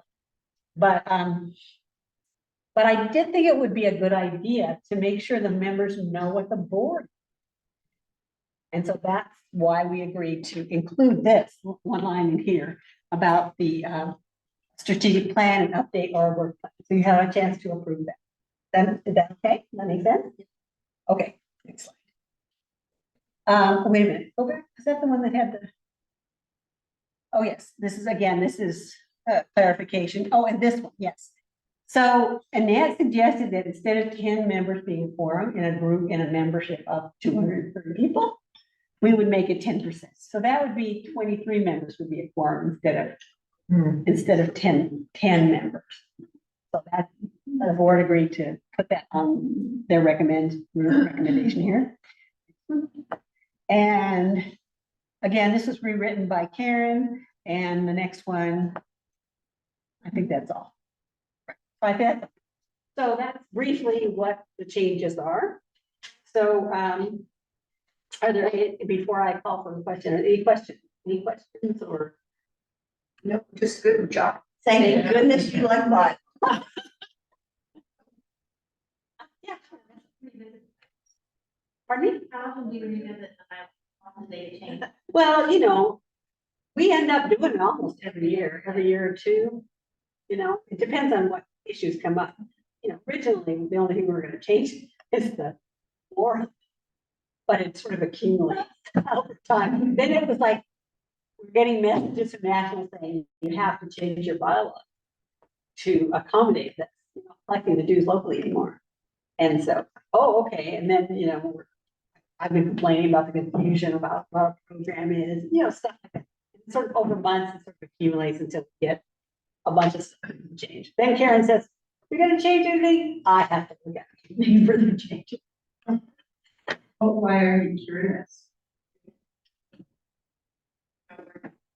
Sometimes it's just a little bit of a change, this is more major, just because so many questions came up all at once. Okay, I'll call for the question, and, so let's see, I'll call for a motion. I'm sorry, you had a question? Okay. Oh, sorry, somebody did. Yeah, Yes, I just have a comment, Robin, and that is that if in fact we're going to go with 10%, we may want to think about having votes on items at the beginning of the meeting because we lost about 2/3 of our participants online during well, this meeting. So it's just something to think about. well, yes, but I think the quorum was established at the beginning, and if we're below the quorum now, it's not my fault, right? So I mean, we established the quorum. Oh, I at the see. beginning. Okay. Established, yeah, when everybody's here. So, and then, yeah, right, when people leave. Perfect. Thank you. Okay. That was a good question, though. I had to think about that. Okay, so I think Barbara Davidson also moved, maybe Barbara moved, and Joy, can you second? Well, she also did in chat. Okay, Barbara Davidson. And, let's see, are there any further questions or concerns? So all in favor, raise your hand or vote online.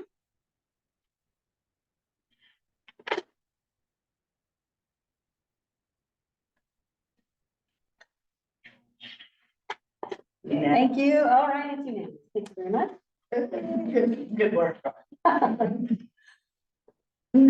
right, next is the treasurer's report from Kim. So I'm very pleased to give you my 6th and final treasurer's report. Opportunity to read it online, and I gotta say that our board has been so good that they read my financial report, ask me questions, and it's been an amazing board. I gotta say, I've been a lot of amazing people here. They're all smart. Robin's been our savior this year and last year. She got us through the transition onto Club Express and has really connected a lot of people with tasks within the league. So just a couple things that were biggies this year. We started we implemented a director and officers insurance, which was quite a chunk of money, but in this political scenario that we live in, we felt it was really important to do that. And also our communications specialist. That was a big chunk of money, but the board felt really strongly that we are in the social media and connecting with more diverse groups as we possibly can. Before we get too far away from that, do we know how many people are looking at those posts? Do we have numbers and everything? Or We get a report from Carolyn every month. Oh. We do. So I haven't I didn't have time to read the report this month. I just Approximately. Generally, she reports growing. But it is slow. Yeah. There's a lot to be done, I think, to really increase our reach. And that really is my primary intent. Did you say insurance? Directors and officers insurance, yes. Liability insurance, yes.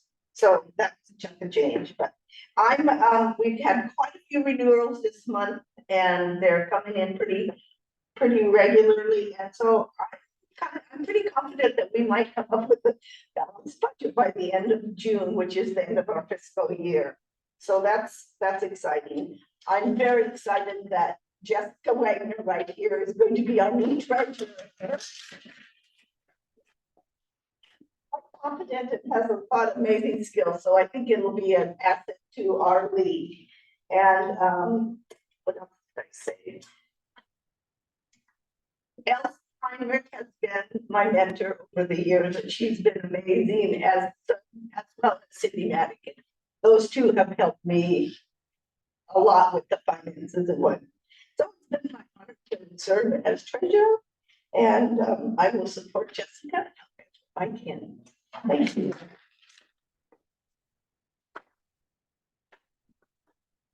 All right. Next, we're going to, Do we have to have the budget. I'm sorry? We have to accept that. in the vote. But we are going to approve the budget. So And they will present. hopefully you looked at the budget online, looked at the numbers. This is Can't see this. just like we did a report on the numbers. This will be the proposed budget.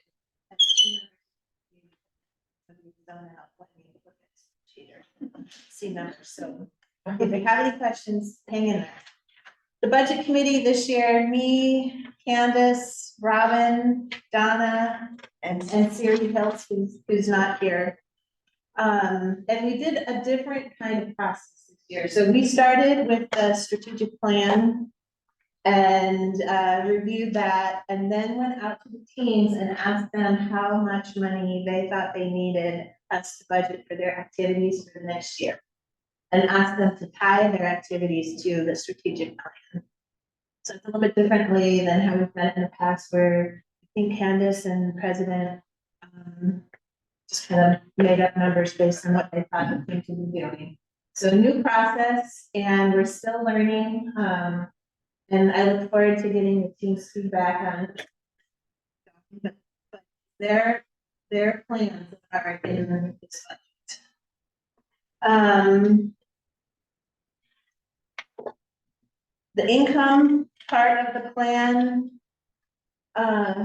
with the transformation at the national level, we have a very detailed spreadsheet Robin, Candace put together that outlines how our members now, at what level they're joining and what we think the effects will be.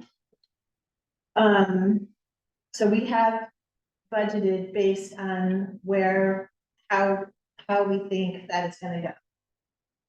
We aren't really gonna know until it falls out, but the membership fee part of it is pretty straightforward. It's the donations that in with membership renewals is the bigger issue and bigger unknown. We did assume a 10% member increase. Part of that is because the transformation is promising that we will get more members because fewer clicks. It's 3 clicks makes a difference to the generations. What does she call it? Generational inequality. Is that person nice way of saying, oh, we might need to. Additional, diversity. Generational diversity. Okay, we'll just keep clicking. Not to be like the income also includes a fundraiser.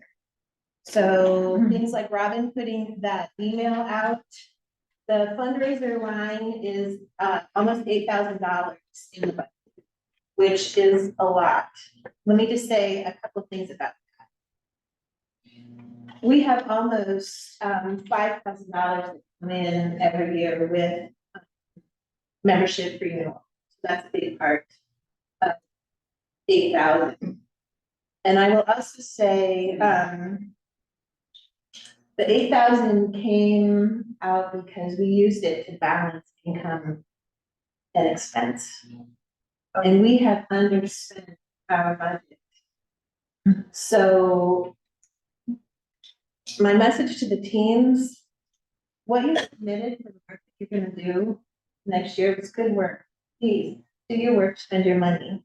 And yes, 14,193 is the budget. no. Donation. Oh, funded, I don't see what funded. The total, yes, it is 14,193. That is the total donation. Total donation, no, regardless of whether,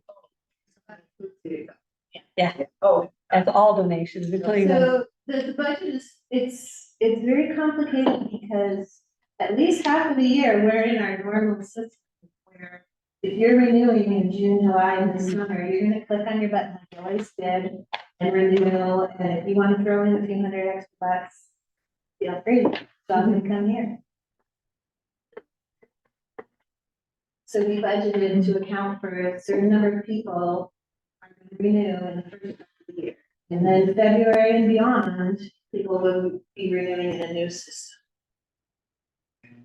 so the new system, if you register there by the donation, by the join us button on the website is probably our best tool to making sure people understand, you know, click here to join, click here to donate. Well, yeah, we've got ideas, and part of the problem too is we don't really know what what the logistics of that. But if it's a button that we control, we can stop on the way to national, stop on the site, where you rejoin, while you've got give money here. Well, there is something called donate. Well, right now, the website has the donate and join button, and yes, that will continue. The join button will go national, or as Eileen says, we don't want to undercut what they're trying to do, but there's no reason why we can't have an intermediary page with saying, you know, use the opportunity to donate here, come back to this page or whatever. We don't know, but it's not that difficult to do. And then the actual join button that takes them to national might be on the secondary page. I don't know. We'll just have to see. Yeah. Yeah. So my Sorry, question was yeah. about renewals, so say I joined this March, so next March, will I get a notice from Yes. National? National will send you a notice. Okay. Yeah, and keep reading your voter, because we just keep giving you information about what that's gonna look like and how it's gonna work. I renew the end of January, so I'm thinking I might hold out. Yeah. All right, spending part of the budget, like I said, the spending numbers came from the teams. It includes the communication specialist that Robin was talking about, plus we've increased, the hourly rate by an hour, increase the hours that she would work, especially in the fourth quarter during the election. So we can get more of those short messages out on Facebook and Instagram. The conversation with elected officials is included in here. And my budget report says there were 2 new teams, but there's actually 3 new teams this year that we did not have in our budget last year. Housing, advocacy, and membership. So are there any questions about the budget? Go ahead, Jessica. The projected amount for membership dues, I guess, my understanding of what we went through and something that I'm new to this, is that we weren't really having a reduction in the amount that we were getting dues. We have it going down. Why is it? Yeah, so this is very weird. Now, what happens, it took me a long time to understand it. What happens now is the actual dues that are paid are on the the revenue side, and on the expense side is the money we redistribute to national. Okay, and the state. After February 1st, it's the other way around.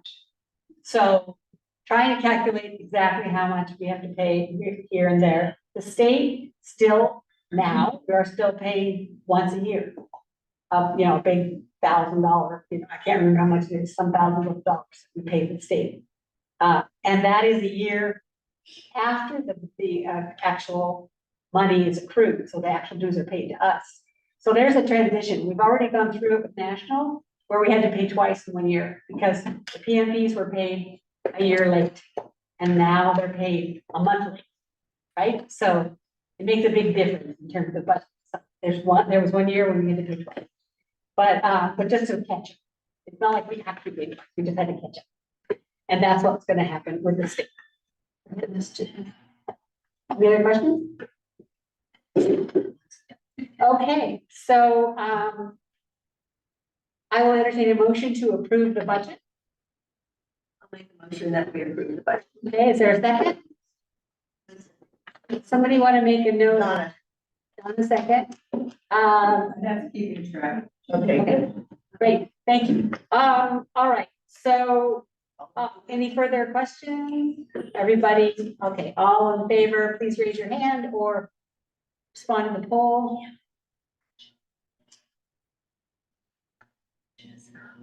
All right, it looks like 100%. Thank you very much. The motion carries. Okay. The proposed work. Oh, the work plan. Okay. No, I didn't bring this. I don't think, yeah, we're good on it. Okay, so I didn't, you won't be seeing the work plan here. It's just too long. Anyway. However, we did post it on the website.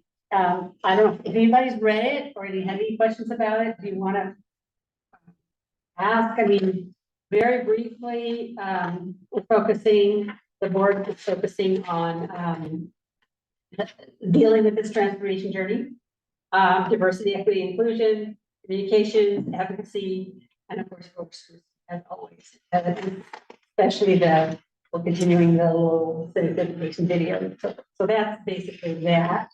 And the usual services. Okay, so I move that we approve the work plan. Okay, is there a second? I need a second. Any further comments or questions? All in favor, please raise your hand or respond to the poll. It's already up there. Okay, thank you. Looks like the motion carries. Yeah. Nominations committee. Okay. Yes, I know, I'm working my way through this. So the nomination committee, Eileen, I think Amanda, you're reporting on that. Can you just roll that over this? Sure. That's great. So Carol Hanaway was our chair of our nominating committee this year. And you could see the committee report on your handouts. But we really appreciated the suggestions from many of our members and especially our board members and leaders to give us good ideas about who to speak to about joining the board. And we are proud to show that we have 3 people or 3-year terms that several new people have agreed to serve on. Dory Balai, would you stand, please? Dory nominated. Jessica Wagner, would you stand? The new member, Jessica, who has financial background, is willing to step up to this job. Carol Smith, are you still here? She had to leave. Okay, but she's going to join the board. And Siri Hilton, I hear she's busy having a baby. Actually, it's her son's birthday today. Yeah, Oh, she's 2 good reasons not to be here. yeah, she's got a couple more weeks before. Siri was appointed to the board and has already been very active. And she will take a 3-year term.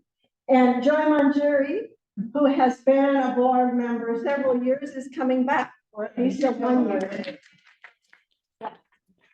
Then we also nominated 3 people who will be your nominating committee next year. Nancy Shang, would you stand? And Jean Scribner will be part of that group, and she's not here today. Allison Williams, who has been a board member, will also be on the nominating committee. So we appreciate all of you being willing to step up and join the board. I will entertain a motion to to approve this slate of candidates. I still move. Jill moves, and is there a second? Donna, second, and so yes, all in favor, please raise your hand. Yeah. Michael's 100% online, and so anybody opposed? No, no? Okay, the motion carries. Thank you very much. So last on the agenda is a very important part of our program, which is the presentation of our Legend of the League, which Jill will present. It may be the most important, but it's also the most fun. Honestly, I look at all the hard work that went into creating a budget and talking about all the money and making sure the rules are compliant with yada, yada, and yada. This is about fun and joy and pleasure. And today we honor our member who is seated next to me, Annette Hope. And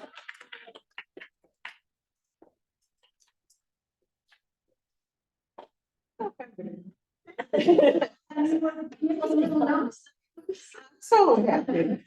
Everyone who's here today in person or watching via Zoom is here because they care about the League of Women Voters. And most everyone in the room and on Zoom is participating because they want to be part of a conversation that helps us to strengthen democracy in our community, in our state, and in our country.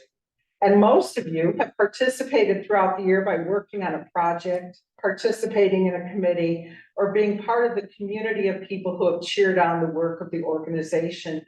To each of you today and every day, we all collectively say thank you. But to get from here to there, to make anything happen is not magic.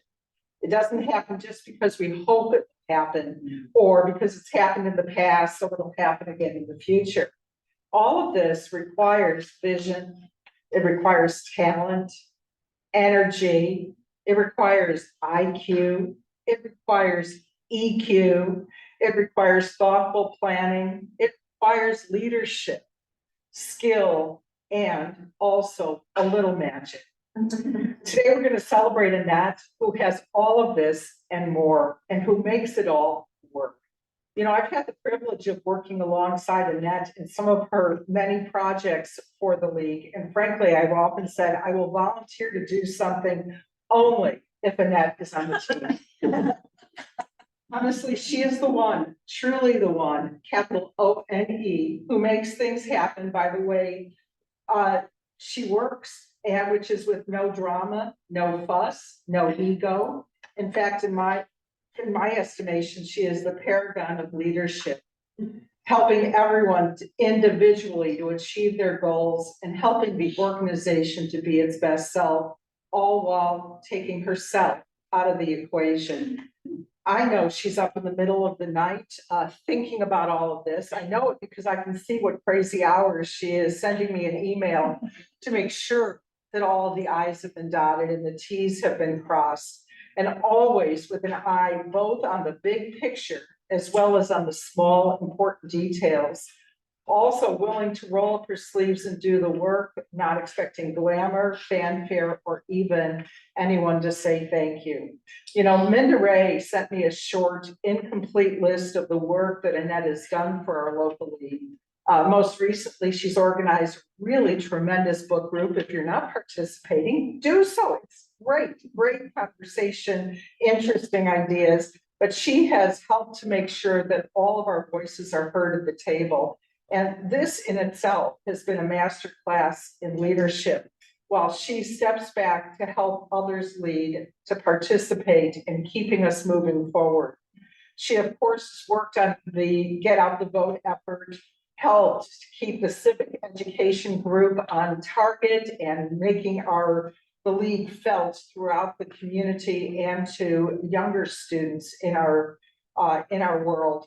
She's helped to organize efforts to have meaningful primary and general election candidate forums and agreed to participate in the questioning of candidates, run consensus meetings, all of this while being a keeper of institutional knowledge about what has worked and what hasn't worked and more. She has served as our president. She has served as a board member, served as volunteers volunteered in countless ways until her family has said enough. If there's anyone who's made us who we are, if there's anyone who has made me personally proud to be a member of the League of Women Voters, it is Annette Holcomb. And I hope you will join me in thanking Annette for her leadership, her work, her vision, and her effort.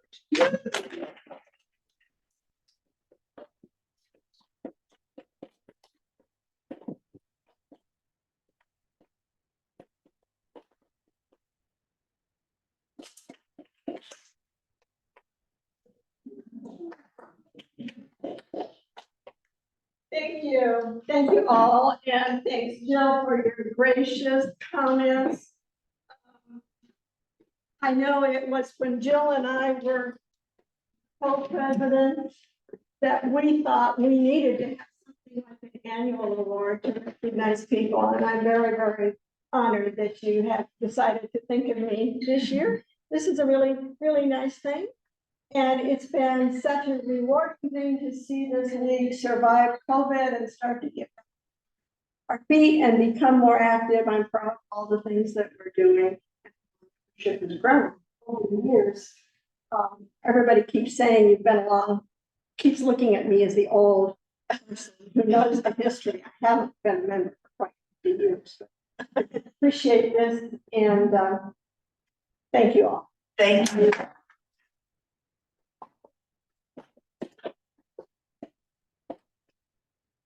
Thank you, Annette, and thank you, Jill. And before we adjourn, I want to thank Jill and Michael for managing all the hard stuff.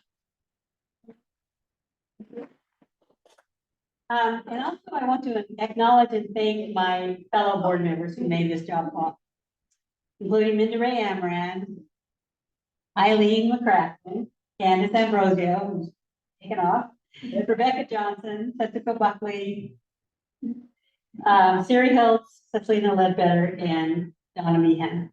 I value your contributions one and all, but I hope I may be forgiven for wanting to give special thanks to Candace and Rebecca for leaving the board, having played an important role on the executive team. I really value their service. Thankfully, Minda Ray will continue to lead voter service, and Eileen has agreed to take on the role, if you haven't already guessed. Assuming the board approves at our next meeting, if they haven't yet, so if that happens on Monday. I will follow up by assuming responsibility for communications. I feel passionately the league does so many great things that not many people know about. So that is my challenge for 24-25 to extend our reach. So finally, are there any announcements? Jill. Yes, it was mentioned that we're going to have in-person conversations with our elected officials event this year. We have reserved the Welcome Boathouse for December 12th. You're going to get details. We're going to look for everyone to participate. You know, we need food. We need to make the room look nice, but most of all, we want your energy in the room with our elected officials to let them know how much we appreciate their service and how much we're going to hold them responsible for moving our community forward. And that happens when you're physically in the room. So you're going to get more details about this. The answer to every question we ask you is yes. So we look forward to your participation in conversations with our elected officials. Okay, I wanted to say something about the next book. And our next book is One Nation Under Guns. Another reading to think about the threats to our democracy and how guns take a prominent place in our culture. I have read the book. It's well written. I've heard it's easy to read, even though that title is. We'll meet on July 31st. We meet on the last Wednesday. Usually it's better in the cafe, but watch for the announcements in the folder. It might be a different issue this time. Thank you. Yes, Eileen. One more announcement. I have a question for you all. What is a gem? A gem is valuable. A gem is precious. A gem is not. They gain their value from their hardness. Historically, gems have gained value for the stories that are associated with them, but gems are valuable. And we have gems, and that's been rough.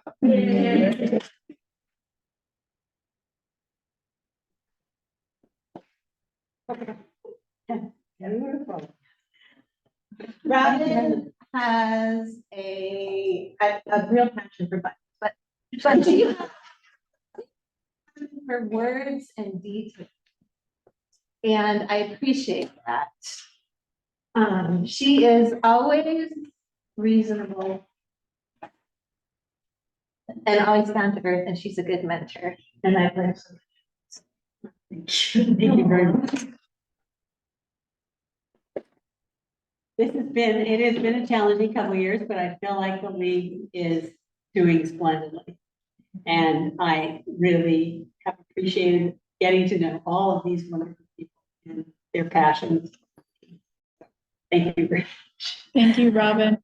Thank you. Thank you. So that's all that. Let's see, I just want to say thank you. Meeting is adjourned. And have a nice day.